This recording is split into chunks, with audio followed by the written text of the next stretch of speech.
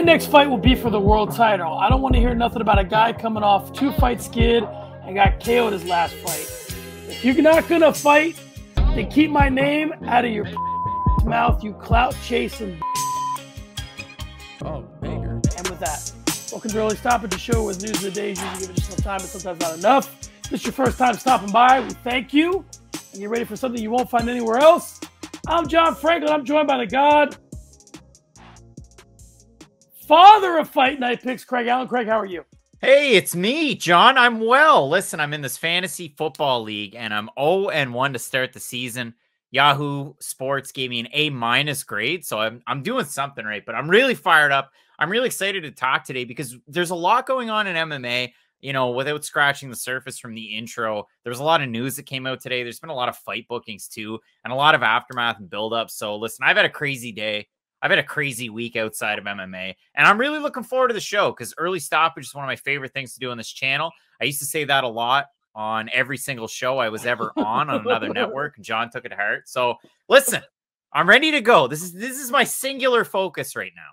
I appreciate that. So I heard this week that Maine is America's Canada. So what is Canada's Maine?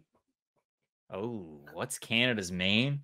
I would say New Brunswick. Honest to goodness, like so wait a second. It's a cheap comparison because I'm right here. But like, I'll give you an example for all the fans out there right now. Last weekend I went whale watching with my wife, and we went down to St. Andrews, New Brunswick, which was nominated. I want to say it was USA Today's #1 vacation destination in Canada in 2017, if it wasn't 2015. So if you're an American and you like Maine, you're going to like St. Andrews. There's former Fairmont, the Algonquin. It's a Tudor-style mansion of a hotel. But I went whale watching. That's at the crux of this. So you go down, you go by Deer Island. This is going to bore some people. You go by Campobello Island. You can see Grand Manan off in the distance. I could have thrown a baseball and hit Eastport, Maine. Now, I don't think the customs officers and the Americans would have liked that, but suffice it to say, I was very close. And when you come back, you skirt the line between Canada and Maine. Like, you could have swam if you wanted to over that way. So Maine's right there. I would say New Brunswick is Canada's Maine. I mean, it's a cheap comparison because we're so close together, but a lot of similarities between the two. This is exciting. In our fantasy football league, we have two guys named Craig. One is from America's Canada, and the other is from Canada's America. Love it. On this episode of Early Stoppage, we talk who wears the pants in the Rousey house, clout chasers, and elder statesmen. But we begin with Anderson Silva. Craig, Anderson Silva was back in the boxing ring this past weekend. The opponent was former Mayor Pro Tem of Huntington Beach, Tito Ortiz. And the fight didn't last long, probably as long as it would have lasted with any other mayor of Huntington Beach. Silva finished it in the first. Greg, this fight made for a fun poster. Did it make you lose interest in Anderson Silva's boxing prospects and moving forward? Or was it just a case where he fought Tito and did what he was supposed to do? So in the other corner of this room is where Matt Allen, Craig Allen, the magic happens. It's where we film the picks and predictions. Matt came in here on Sunday and we were getting ready and I still had a lot of work to do. And Matt goes, how about Anderson Silva? Yeah, how about Anderson Silva? Now, I kind of lay low in between the bushes. I say, oh, I'm going to order this pay-per-view. I'm not. Unfortunately, as I already mentioned on Saturday, I was out whale watching. I got back home really late. I did not watch the pay-per-view, but I know that the other half of the show paid his, how much was it? I didn't. I was camping with my son. So I saw it the same way you saw it after the fact. Okay, I saw it on Twitter, and man, good for Anderson Silva. Good for him to give up. This is the weird thing. When Tito Ortiz was on the plane, and he's like, yeah, Anderson Silva gave up his first-class ticket to my wife, girlfriend, whatever she was. Why did Anderson Silva book a seat next to Tito Ortiz on a plane? Okay, a couple things. One, it was a mix-up, but I thought you were going to say the same thing that I thought, which is, why would he keep the seat? Yeah, it was a nice thing to give it up, but why would he keep it? I mean, I guess Tito was saying he gave up his instead of making me give up mine. I get that, but I mean, why would he sit next to Tito Ortiz for a whole? Why would he sit next to Tito Ortiz anywhere? But why would you sit next to him on a plane ride? So yeah, it was a nice thing for Anderson to do. Listen, I don't know what I want next from Anderson, but I mean, listen, let's talk about the elephant in the room here. It's got to be Roy Jones or Mike Tyson at some point, right? I mean, is that what we're building to? I don't want to see him fight Logan Paul. Anderson Silva's a G. He's been a G since ever. When he walks in there, he should be walking in there with G's. And you can say what you want to say about Tito. Tito is at least a guy. I don't know how to say this because I can't call him professional because he didn't make weight. I can't call well, that's the thing. Just most people show up fit and ready, right, John? He showed up fat and unready. I did have a problem with him being out of shape. I don't know. There was a time when I thought a guy like Tito wouldn't take a fall. I'm not saying he took a fall.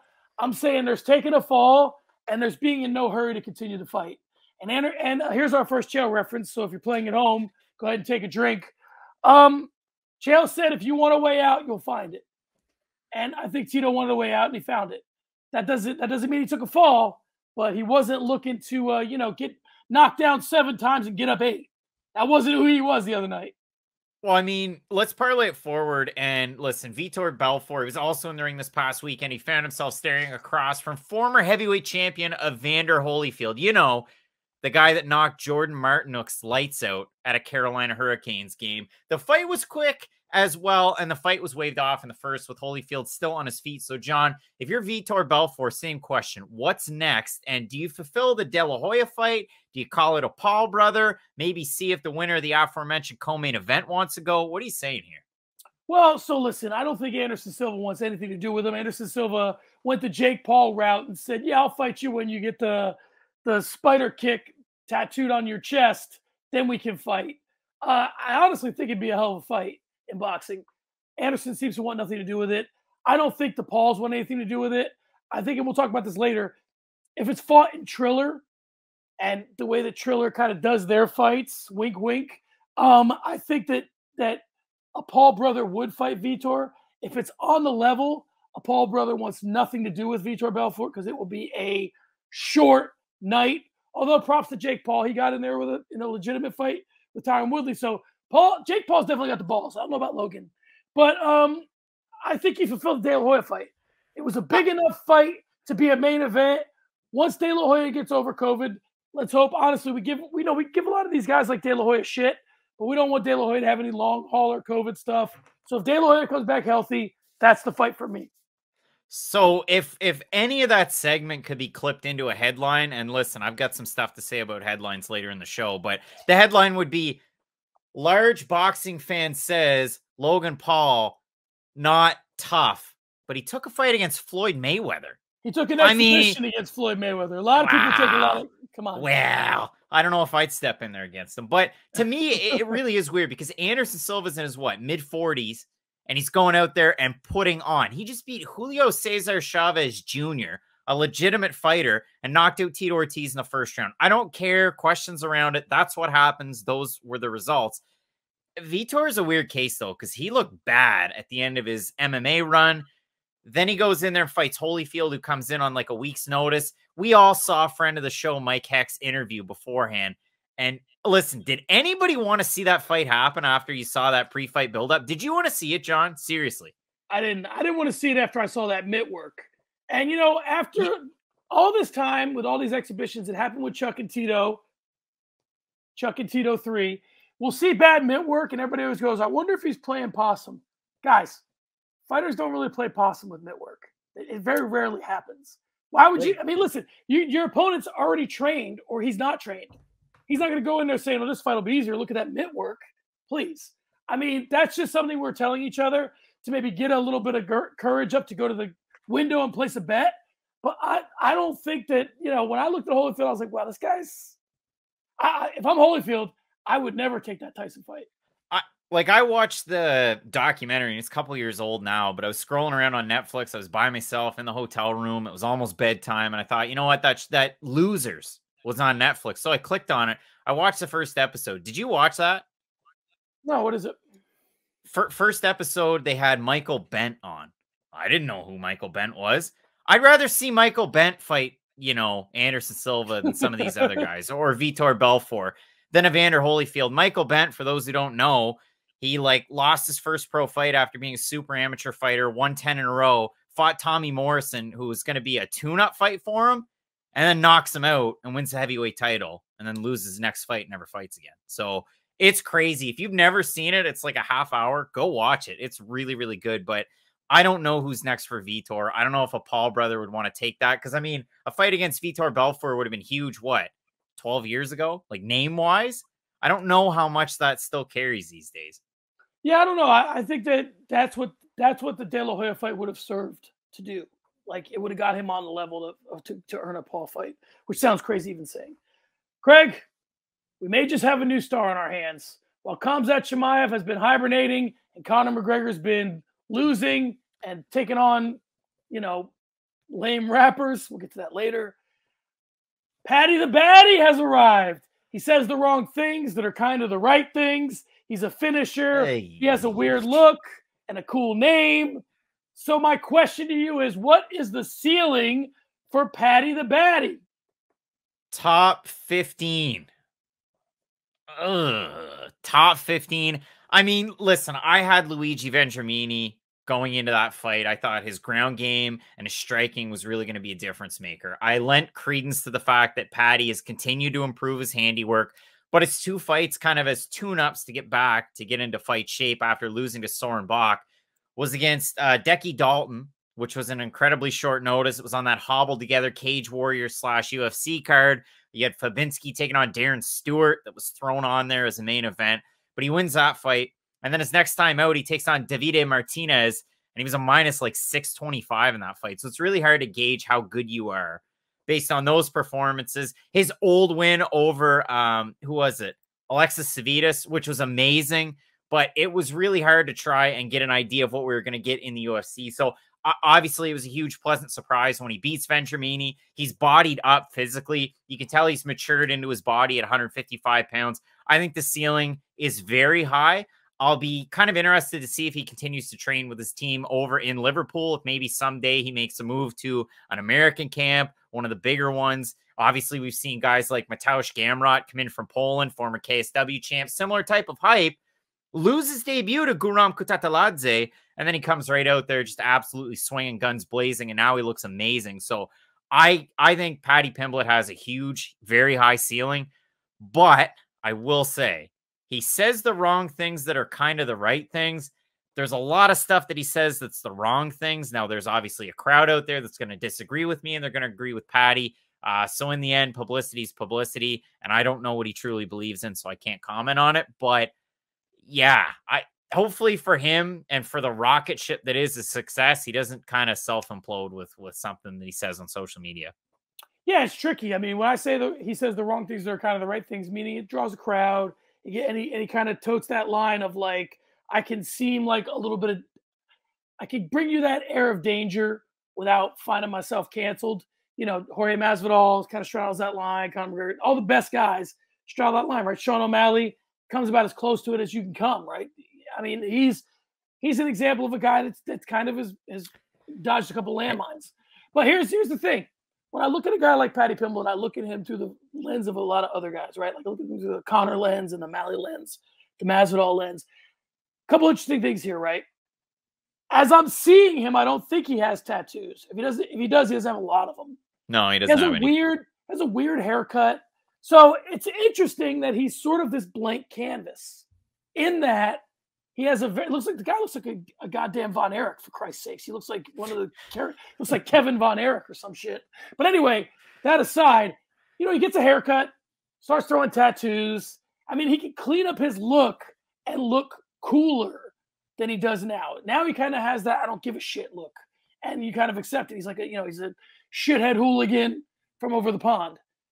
He can clean it up a little bit with a new haircut, maybe some tats, maybe dressing differently. So he's a blank canvas, which if you're the UFC or someone that's in his management, that's exciting to see. Conor was kind of that way. Conor came in pretty raw, and then he cultivated an image. So yeah, from that perspective, because we look at it 2 different ways. You're looking at him as a fighter. I'm looking at him as someone who can be marketed. And no, hold on. Whoa. Let's not get it twisted. You're looking at it as an Arizona resident who wants Paddy Pimblett to go move to Tucson and look like every other schlub that lives there, right? That's what I want. You're right. You got it. Okay. All right, John, we'll move on. And here we go again. A trilogy is sitting there, and we just have to do it. This time it's Matt Allen's favorite fighter, Brandon Moreno. And you talk about cancel culture. I thought Matt Allen was going to get canceled the time that we talked to Brandon Moreno. And in a studio full of people, Matt asked him how good he was at building piñatas. And there's a whole backstory to that. But nobody in that studio knew it. And he looked like a racist. He's taking on Davison Figueiredo, not Francisco. And the UFC, excuse me, seems hell-bent on booking this one. So, John, my question is, why? You know, I am a believer in that once you get the thing settled, you should allow someone to have some space from the fight. You know, like these fighters tend, especially at the championship level, they tend to get linked to each other. If a fight's good, you want to do it again because you know it's guaranteed, right? But I do think that once a guy gets the belt, he should have the freedom to go establish his own legacy, right? So I think that they know what they have in Moreno Figueiredo. If they fought 100 times, 90 of the fights would be great. So they know that. But also, I do think that they can market Figueiredo. And I think that if you really, really stuck them to it, I think they'd rather have Figueiredo as the champ than Moreno, even though I think Moreno brings more to the table. I think Moreno is the guy that can get you into Mexico in a way you've been wanting to forever. Yeah, I mean, before we started the show, oddly enough, we were talking about baseball cards. If you haven't checked it out, 15-minute card breaks. Matt Allen, myself, my wife is on this channel. So if you want to see more of the Allens, there's 3 of us. But I bring this up because I have 2 PSA 9 graded Yordan Alvarez rookie cards in front of me. John, why do I say this? Because I was on r/baseball cards. I'm on there all the time. I love the subreddit. The point being, in the fine print on that subreddit, they say, this sub is for all sports cards, not just baseball cards. Somebody posted on there a collection of Brandon Moreno cards, and I'm not joking you, the comment section lit up of baseball card fans that also like Brandon Moreno. I had to comment under it, you know, if he wins, it's Pop Funkos and Legos for all. But my point is, I think Brandon Moreno is a star in his own right. I have a little bit of a skewed view because Matt's been on the Moreno train forever. We were Brandon Moreno 2020 for the longest time. It was like 2 years in the making, and then everybody said, well, you didn't pick him, so you must not have liked him. My point of all of this is, I got to kind of break the fourth wall. I didn't actually write this question. And if we want a literal answer, Alessandro Pantoja is hurt, and he can't take the fight. So Moreno wants to be active. He wants to fight next weekend, let alone in a few months. And for Pantoja, he won't be back until early next year. So that's the real reason why. But I love the answer. Like, it is very marketable. It's a little bit less marketable, though, after the news today, because who's Davison Figueiredo's last win? Who was Davison Figueiredo's last win? A guy who retired. Joseph Benavidez. There's a signed picture of him up in my office. And really, I'm going to give an office tour before this office moves. And I've got some more props to bring in because this is just a prop show. But the autograph picture above Joseph Benavidez is one Don Fry submitting Tank Abbott. And it's signed by both of them. Signed by both of them. Quirky office I have here. And we move on, Craig. Speaking of the old days, and what could easily be a posting to the book, Jose Aldo and BJ Penn have chimed in on the legacy of Khabib Nurmagomedov. Both men saying that to call someone an all-time great requires a more solid legacy than Khabib has. And Penn going on to say that to make the claim, he should have fought at multiple weights. Now, in Nurmagomedov's defense, I've always seen him calling himself one of the greats, not the greatest. So that's what he says. What side do you fall on this? Who does Joe Rogan think the greatest featherweight of all time is? It's not Max Holloway, is it? I don't know, but I mean, I thought it was, allegedly. So they say. There's a lot of people out there that think Max is the greatest. There's some people that say Conor McGregor because he beat Jose. To me, it's Jose because he was great for so long, and he did it from WEC into the UFC until he faced some other all-time greats. But I think Jose Aldo is the greatest featherweight of all time. At bantamweight, I think Dominic Cruz is the greatest bantamweight of all time. At flyweight, I think it's Demetrius Johnson. At welterweight, controversially, I have GSP. Kamaru Usman could be there. I can do this for days.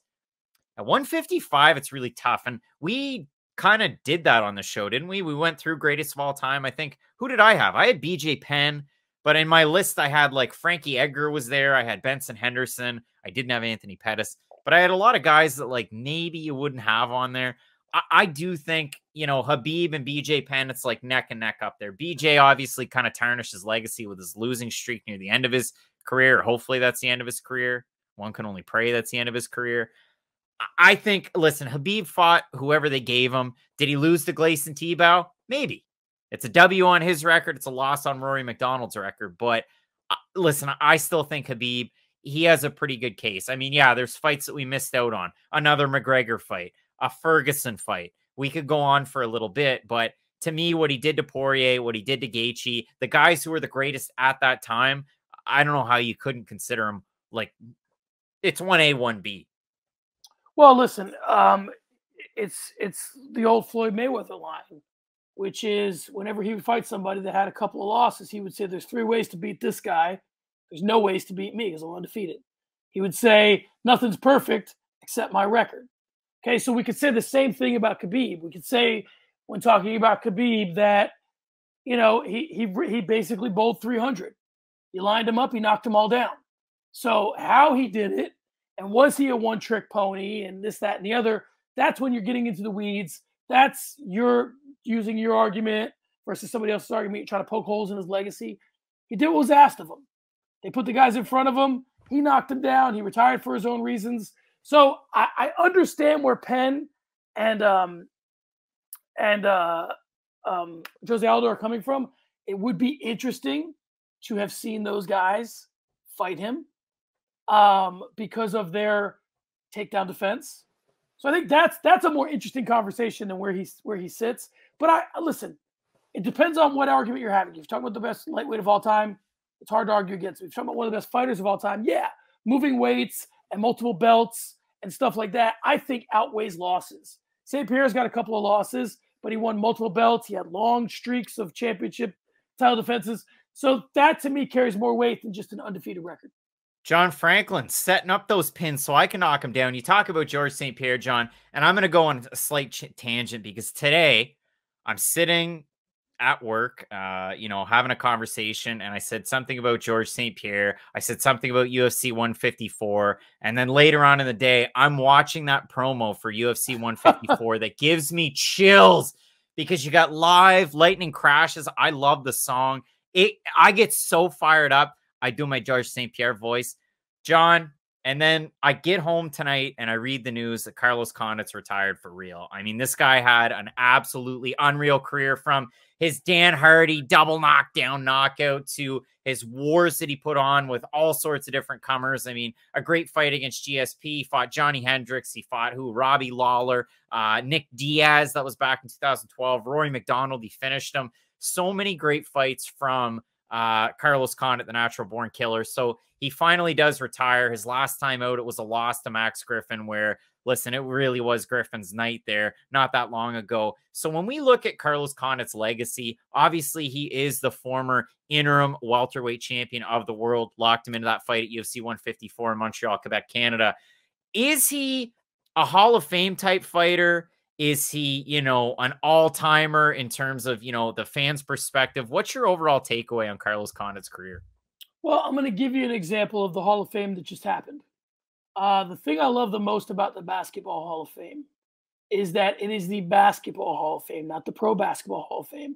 So people go into the Basketball Hall of Fame based on a body of work, right? So, for example, when you look at someone like Draymond Green, all right, Draymond Green is ultimately probably going to be a Hall of Famer. But when you put it in the terms of the Basketball Hall of Fame, you factor in the college career, you should factor in the Olympic career, okay? So the example I was going to give is not Draymond Green, but Tony Kukoc. Tony Kukoc just made it in the Basketball Hall of Fame. His years with the Bulls, his years in Croatia, some of the Olympic stuff. We'll forget about 1992 in Barcelona. But listen, I think that if you're going to make this a true UFC, a true MMA Hall of Fame, and you include the work he did in the WEC, then absolutely he's a Hall of Famer. I think the fact that he fought everybody, the fact that he was never finished in terms of being with strikes, depending on how you want to look at that Woodley fight. I look at the Woodley fight as an injury. Woodley said he did it.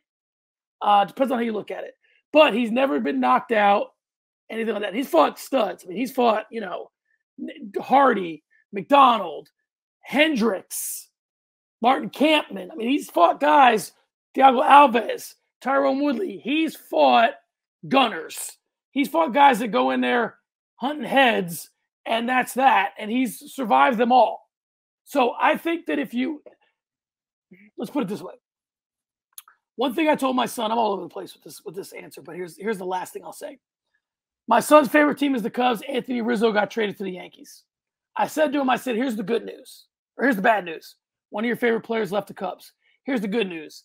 If he plays for the Yankees, he's going to probably make it to the Hall of Fame because of the games he's going to play in and being in New York and the kind of guy that he is. Anthony Rizzo is the kind of guy you want in the Hall of Fame. Carlos Condit's the kind of guy you want in the Hall of Fame. So from that, for his body of work, plus the kind of person he is, I say he's a Hall of Famer. I think he's a Hall of Famer for those reasons, but the UFC Hall of Fame is so weird. The voting process that there is incredibly arbitrary. And then if you look at it, is it like the Basketball Hall of Fame where, again, you know, you're talking about pro, you're talking about amateur, everybody gets into the Basketball Hall of Fame. That's a joke. Have you ever been there?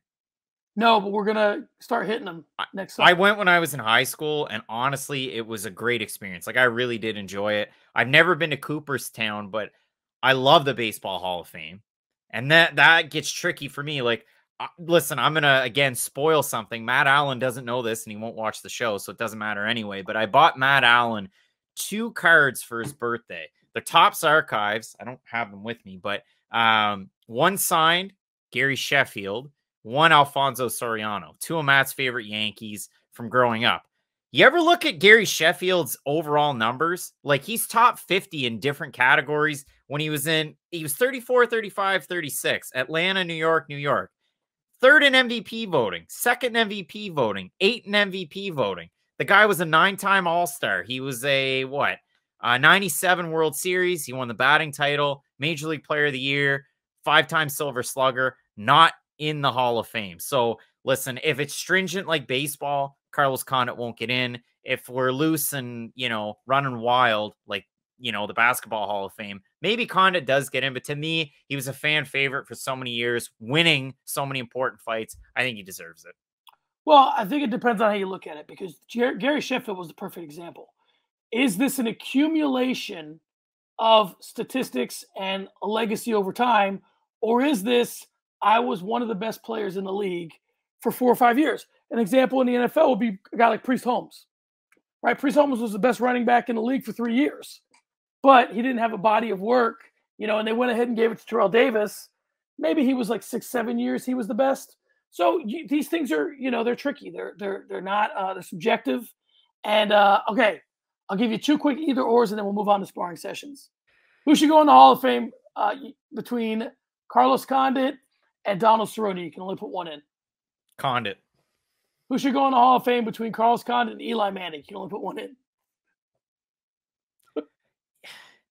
Eli Manning won 2 Super Bowls. There you go. Like, he was a 500 quarterback. Wasn't he less than 500? I think he retired at 500. Like, yeah, but he still won 2 Super Bowls. He did. Craig, we move on. Let's talk guys who may or may not make it to the Hall of Fame. Here we go again with these 2. Jorge Masvidal is making news on the social medias, calling Leon Edwards all types of pussies and bitches, all in service of getting a fight. Or is it, Craig, do you think this fight actually has legs and might happen? Or do you think, here's your SAT question for you, or do you think Edwards is to Masvidal as Nate Diaz is to Conor McGregor? The fight that will always be there, but is kind of a last resort. I don't see it as a last resort. I mean, I still think that you can obviously market 3-piece and a soda, but this is where I'm going to go into the weeds a little bit, John. So I was on Twitter a little bit last night, just like reading around, and I saw Gilbert Burns' tweet. So I read the question that I have in front of me right now. So I Googled it. I thought, I'm not going to go on Twitter. So I Googled it.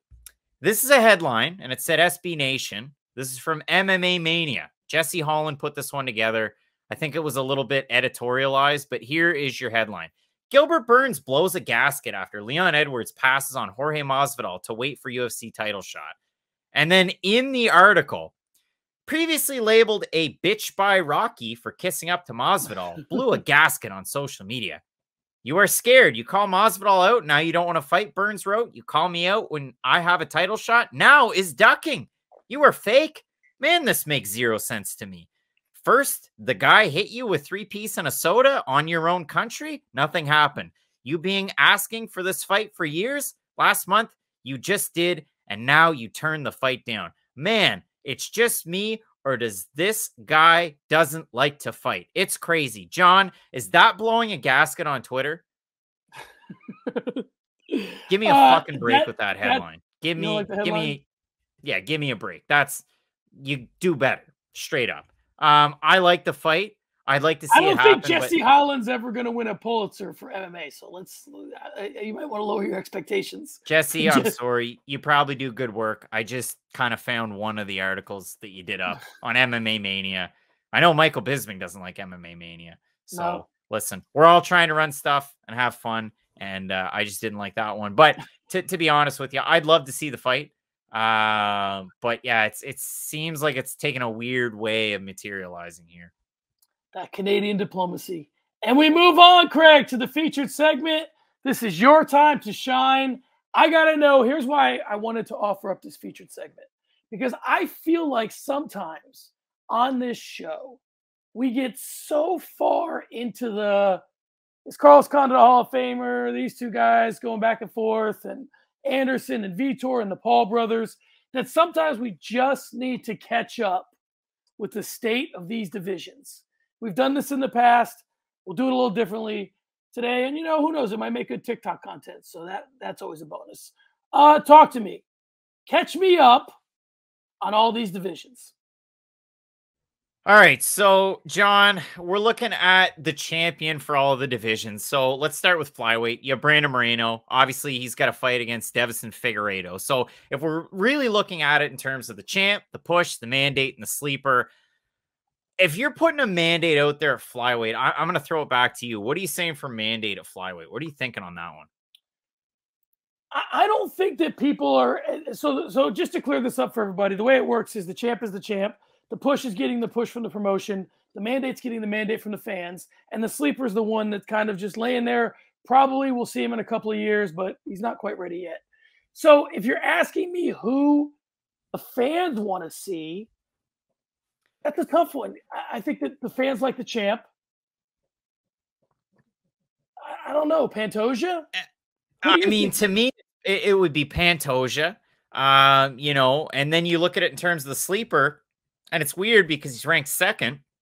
It's Askar Askarov. He deserves this shot, but they just keep booking him in different fights, one with Alex Perez, so on and so forth. So if we're saying, the champ, Moreno, and then you're looking at it in terms of the push, it's Figueiredo. The mandate, Pantoja, the sleeper is Askarov. And we're kind of cherry picking up top. You could flip in, I don't know, Kai Kara France. He's got some excitement. David Dvorak, if he was to fight more. Bantamweight, Aljamain Sterling is the champ. We're talking about the push. Petr Yan, he's going to have the next opportunity up there. I'd say the mandate's a little tricky in this division. I'd say it's either Jose Aldo or Rob Font. And then if we're talking about a sleeper, I mean, listen, this one's absolutely wide open. I'd probably go with Merab Dvalishvili. Do you think I'm crazy? No, I think we're on the exact same page. The only thing that I would push back on a little bit might be putting Dillashaw in there for the mandate from the fans, and maybe David Corey Sandhagen before he started, scuffling a little bit. But yeah, I'm with you there. I agree. Featherweight, you get the champ. That's Volkanovski. The push right now is on Ortega just because they had the Ultimate Fighter. I'd say the mandate's Max Holloway. They want to see that trilogy. I know Luke Thomas wants to watch another fight 49 times. And then we're talking about featherweight and we're talking about a dark horse sleeper. I think that one's really easy. I think it's Giga Chikadze. There he is. I knew it. Yeah, we're lined up. We're linked up pretty good on this one. I agree with you. Lightweight, your champion, Charles Oliveira. And then if we're going with the push, Dustin Poirier. We're going Poirier. Then if we're talking about a mandate, do we say Islam Makhachev? The fans want him. The Fight Night Picks fans want him. So I'm going to go with Makhachev there. And then if we're talking about a real sleeper here, it's tricky because I've got two guys and they're going to fight each other and they're both former striking coaches. at Tiger Muay Thai. It's Brad Riddell or Fiziev. It's whoever wins that fight is then the sleeper. Yeah, I agree with everything. I mean, the only pushback I can give you there would maybe be Gaethje with a mandate. Yeah. Meaning this, if the UFC put up a poll on their website and says you get to pick the next opponent for Charles Oliveira, and the two choices were Gaethje and Makhachev, I think Gaethje might win it. Welterweight, champ, Kamaru Usman. The push, Colby Covington, because they're going to fight. The mandate, Vicente Luque. Now, the fans didn't know him when I threw that one out there last episode, early stoppage. They got mad because I made the thumbnail Luque versus Diaz, but I still think he's the guy. And the sleeper at 170 pounds, I'm going to go off the wall here. I'm going to say Sean Brady. I really like that guy's game. Like, I think he has a bright future. It's definitely not Kevin Lee. It's not Kevin Lee. I can't think of anybody else. Maybe Jeff Neal a while ago, but not now. D-Rod, rumblings of an injury in the Fight Night Picks comment section from Dave Baker, who is a family friend. So listen, take that for what it's worth. It's out there in the ether. Middleweight, your champion, Israel Adesanya. Your challenger is, I don't know. I mean, the push, would you say Derek Brunson? I think from the promotion, the push has got to be Whitaker. Then I would say the mandate is Brunson because he's winning. Maybe even Sean Strickland. Yeah. And then a sleeper, if it's not Strickland, flip-flop a little bit. I have a hard time with middleweight. I don't know. It was easy for a while when Holland was doing his thing. Shabazian was doing his thing. They could be sleepers. Kelvin's always kind of laying right there, but he's, moving down. That's a tough one. Dricus Duplessis. I mean, if he didn't lose his last fight to Gerald Meerschaert, I would have said Mahmoud Muradov, but he lost and he gassed, so he's way off now. All right, your champion at 205 pounds, Jan Blachowicz. Your next challenger is Glover Teixeira. He gets the push. Your sleeper is, of course, the mandate is, of course, Yuri Prochazka, but he doesn't seem to want to take a fight. And then your sleeper, Ankalaev. If he's not getting the mandate, this guy, flip-flop, because Ankalaev is the hotness out there. You're in agreement. I'm with you. Heavyweight. Your champion's Francis Ngannou. Your challenger is going to be Cyril Gane. He's the interim champ. They got his name slapped there. The mandate is probably... Well, hold on. Before we do that, give me a push if either guy's the champ. Because obviously the two of them fighting would be ideal. But if they can make that happen, they would have made it happen by now. So let's say Ngannou's out of the picture. Gane's your champion. Then who's the push for the promotion? Who would they want Gane fighting? Stipe? Stipe or Curtis Blades? I think, because we've already seen Gane fight Volkov. And we've already seen him beat Derek Lewis. So it's got to be Miocic or Blades. And then for Francis Ngannou, I don't need to see him knock out Curtis Blades a third time. And I'd like to see a third fight with Miocic, but it's tricky. I'll flip it around. So I'll go with the mandate is obviously Tom Aspinall. And your sleeper, if it's not Aspinall, it's a guy at number 10. It's Chris Daukaus. Yeah, I'm there with you. My only pushback was I would think, because sometimes in the past we've done the mandate to push. Whoa. I'm so wrong. I apologize, Fight Night Picks fans, because you're going to be all over me in the comment section. Your sleeper is, of course, Carlos Felipe. So I'll go with for either champion, the mandate from is Stipe. I think the fans want to see Stipe against either guy. Okay, strawweight, Rose Namajunas. She's going to fight Zhang Wei Li. That's the push. The mandate is Carla Esparza, because everybody wants to see that fight, and she deserved it. And then I would say the push is probably... I'm getting all over the place. The sleeper is probably Mackenzie Dern.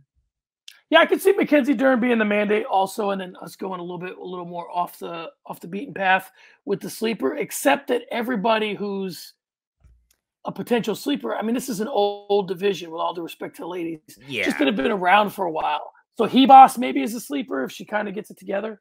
But yeah, I like what you said. Well, I mean, they've got a great fight coming up. I mean, I saw today that Lavinia Souza is going to fight Randa Marcos. They gave Randa Marcos another fight in the UFC, so that's going to happen. Flyweight, Valentina Shevchenko is your champ. The push, Lauren Murphy, because she's Lucky got the Lauren. fight. The mandate, I don't know. Anybody? I mean, the way Jessica Andrade's OnlyFans has been cashing out, maybe she's the mandate. Well, listen, she did lose badly. I'd say the sleeper is Miranda Maverick because Macy Barber didn't beat Miranda Maverick, and I will take that to my friggin' grave. Yeah, I think, Grasso, I don't know what she did in her last fight. She looked good a couple of fights ago, I think. She could be a sleeper. I think maybe the push and the mandate is Murphy, and one of the two that we just named is the sleeper. And women's bantamweight to round it off, because I'm not doing women's featherweight. Women's bantamweight, your champion, Amanda Nunes. She will fight Juliana Pena, a fight that I could care less about, but John Franklin loves. The mandate, Jermaine Durandamy. Listen, and that's controversial because the fans are not Durandamy fans. That's my mandate. Give me that fight. And then I would say a sleeper in this division is probably, and again, this one might sound crazy, I think Carol Hossa or Macy Chasson. One of the two, interchangeable, but Macy Chasson just continues to look good. Sleeper is Nina Nunes. What? Formerly Ansaroff. And we move on, Craig. I like that segment. And we move on. We did it quick. To For the Gram. Well, Craig Connor's back at it. He pulled up to the VMAs and got into it with Machine Gun Kelly. The Underground Whisper Network says Connor wanted a pick. And Kelly, first, what do we call this guy for short? Is it Machine Gun? Is it MG? Is it Gun? I don't know. Anyway, he was not open to the picture, and then hilarity ensued with Connor throwing punches, then being separated. Is this Connor trying to stay relevant? Is there something more here? I mean, obviously he's not going to fight Machine Gun Kelly, but is this Connor grabbing at straws? Is there I feel like Machine Gun Kelly has a Poirier connection. Is there something more here? Or is this just Connor trying to get? Well, he has a Stipe connection because they're both from Cleveland, right? And Stipe walks out to that, boy, I'm from the land till I die. Beep, beep, beep. I like that song. I'm not a big Machine Gun Kelly fan, though I think it's cool that he went from rapping to he does kind of I wouldn't call it punk music, but he does alternative punk style music now. Plus he's in movies. He was in Bird Box. He played Tommy Lee in the biopic of, and he was in that too. And I thought he was pretty good in both of them. I was pleasantly surprised. Having said all that, he is a big UFC fan. He's at a lot of the events, just like Steve-O. So, Steve-O and MGK, big MMA guys. I'm surprised we're talking about this, and I'm surprised that so many, and it's not a shot at you, it's not a shot at the fans. I'm surprised so many people covered this and cared enough about this, because I saw this and I went, okay, I'm done on Twitter now. For the day. I'm interested in it in the perspective of, is it just a publicity stunt by Connor? I think it is. I think it is. It's a way to stay relevant. Reckless behavior. The other thing I'll say about it is that, listen, you root for anybody who's in a relationship for it to be successful and be happy. But someday the fact that you're going to have to say your mom's Megan Kelly and your dad's Machine Gun Kelly. I just realized, I'm sorry, Megan Fox, not Megan Kelly. Megan Fox and Machine Gun Kelly. That's interesting to have to say those are your parents. But I'm sure there's, Tommy Lee and Pamela have kids. So if they're handling it, anybody can. All right, Craig, we move on to one Twitter hitter. Craig, in the category of let's hear from the elder statesman nobody asked for, I bring you Luke Rockhold. Rockhold came out this week criticizing the fact that Kamaru Usman, Israel Adesanya didn't support Francis Ngannou in his fighter pay plight. This seems odd for him to call out just these three, but we'll leave that conversation for another day. What do you think Rockhold's play is here? Do you think he just thinks, I'm going to give you a quick analogy, which is somebody said once that, and I don't know if I agree with this totally, but this was the story. Someone said once that George Clooney thinks he's funny because he's really good looking and hot girls laugh at his jokes. That doesn't mean he's funny. That means he's good looking and girls laugh at his jokes because he's good looking. Do you think that Luke Rockhold gets told that he's interesting, compelling, smart because of his looks, and that gives him a false sense of awareness? Or do you think he's onto something here? Or do you think he thinks we give a shit about his opinion? What do you got?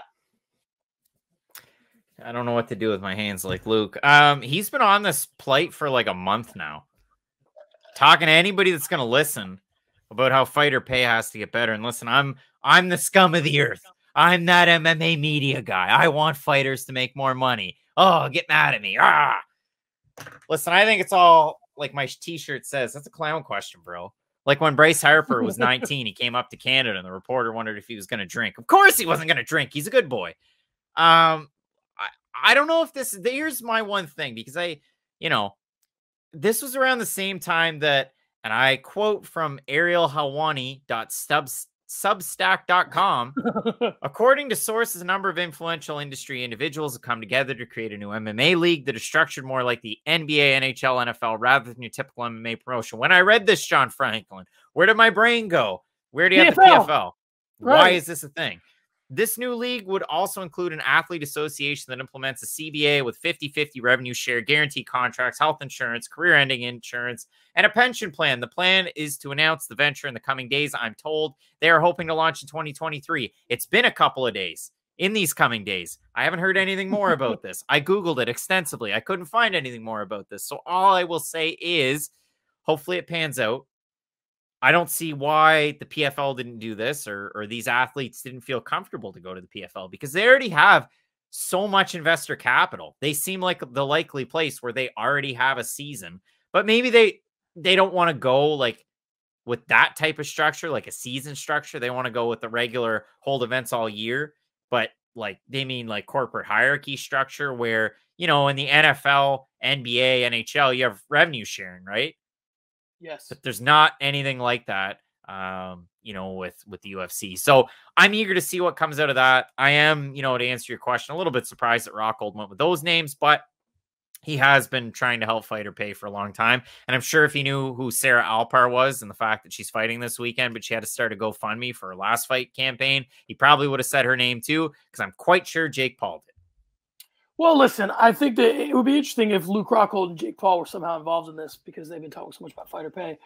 But I think that, listen, he was at AKA, and I know those guys kind of stood up for each other, but I don't remember them getting involved in one another's pay disputes. I don't remember him looking out for Kane or DC or Khabib or Fitch or any of those guys. So, I mean, I get where he's coming from.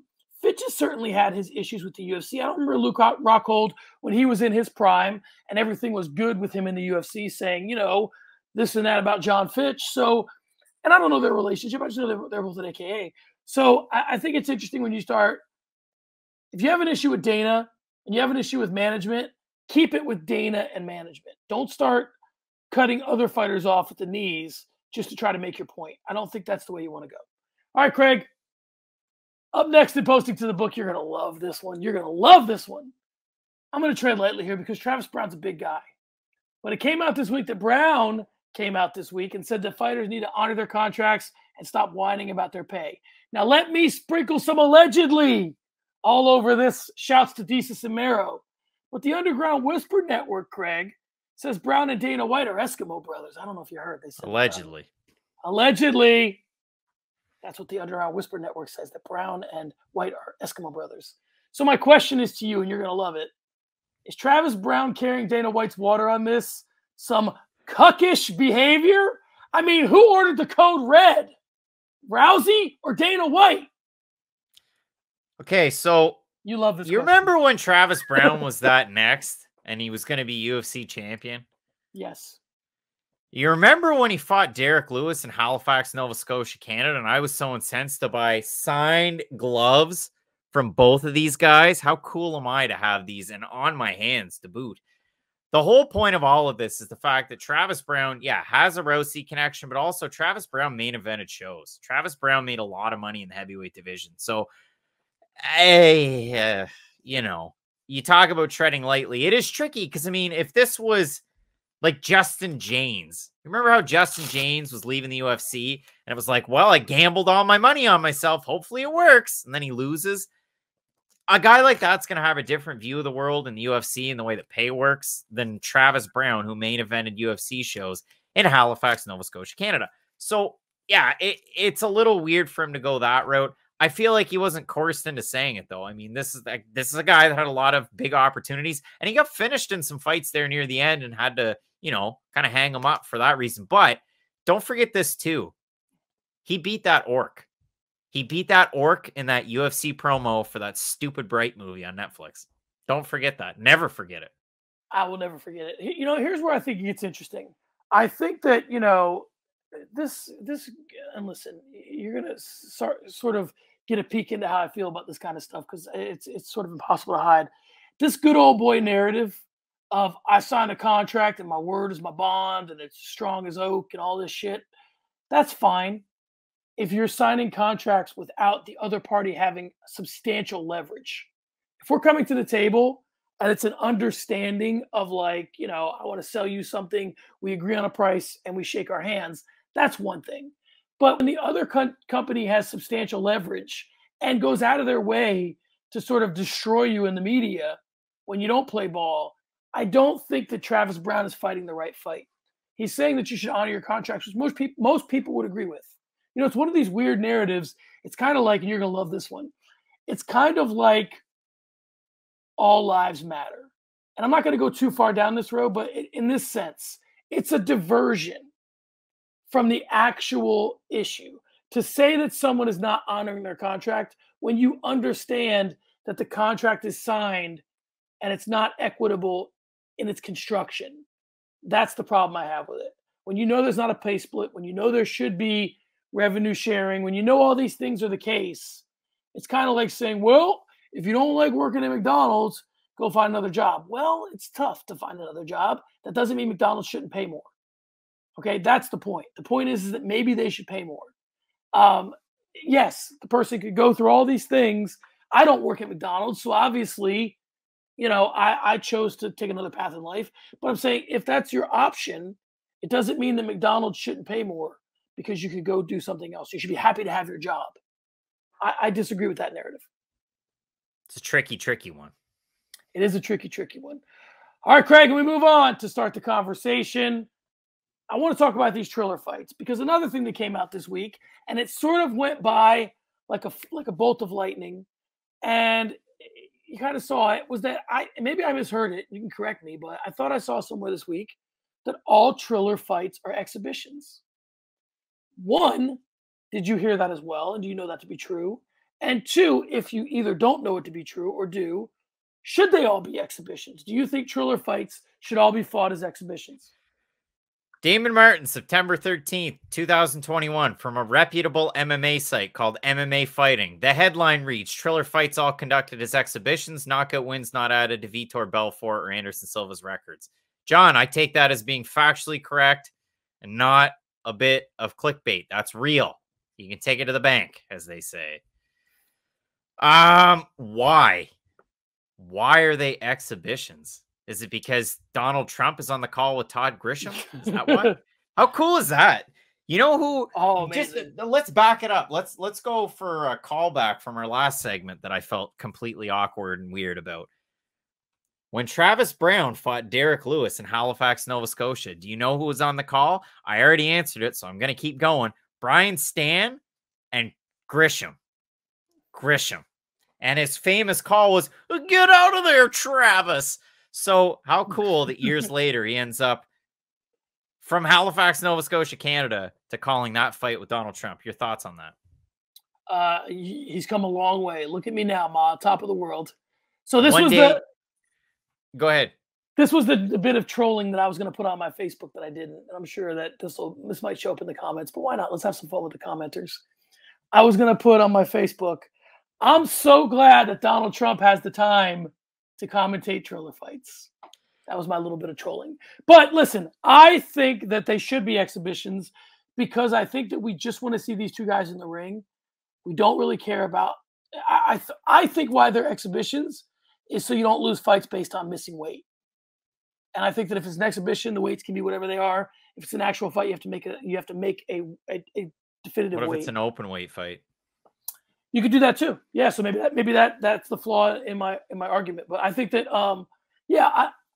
I think any fight, I'm going to completely contradict myself here, but I think any fight should not be an exhibition fight because of this reason. I think that lowers the stakes. At least if you have to make weight, at least if the fight's on the record, there's some danger there, there's some stakes, you're putting something on the line. An exhibition fight, Logan Paul and Floyd Mayweather, I have no interest in ever seeing again. That to me is just like two guys that aren't close in weight. They're just going in there to fuck around. If they want to fuck around, do it somewhere else. I think if you're going to get in there, put real gloves on, step in a real ring, it should be a real fight. Yeah, I'm in agreement. I mean, I think they should be, you know, legit above board, like actual fights that count on somebody's record. Like, you know, I want to see these guys compete, but I also want to see it count, because there's going to come a time where Jake Paul has all these exhibition fights. And because I mean, some of his fights are real, like they're on his boxing record. So if some are exhibitions, some are not, and then you want to see him fight a real boxer, it gets really tricky that way too. All right, Craig, we want to finish strong. I have a couple. If you have some, you can toss them in here. Gable Stevenson has signed with the WWE, but I think it's one of those NIL situations, and he keeps his amateur status. Here's what I think is interesting about this, because if you're opting to go between WWE and MMA, yes, it is a much easier path to go to WWE. You would think, but I'm a teacher, all right? So I'm going to use teaching as the analogy here, which is being in the WWE is kind of like being a teacher in the sense that everyone thinks they can do it, but not everyone is willing to do what it takes to do it well.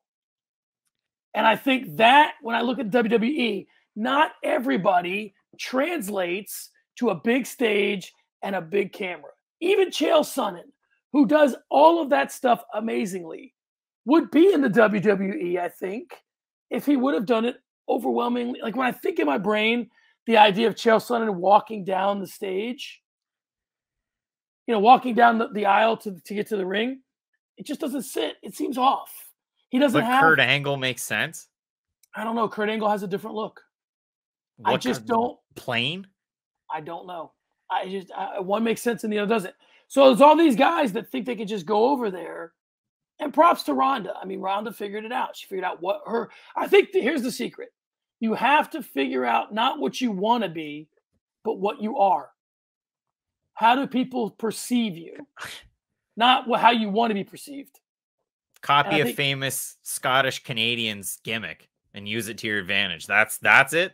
Is that the secret sauce? There you go. That's the secret sauce. Go ahead. Yeah.